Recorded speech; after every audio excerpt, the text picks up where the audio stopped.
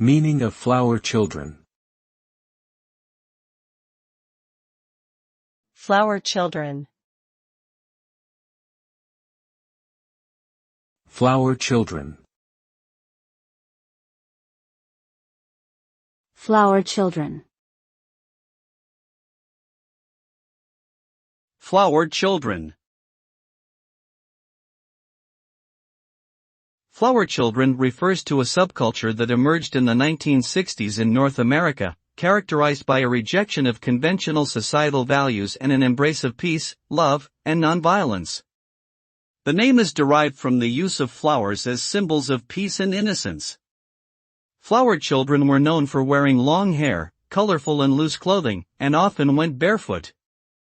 They were associated with the counterculture movement, anti-war demonstrations, and the hippie movement. The flower children represented a significant shift in cultural attitudes towards social norms, individualism, and creative expression.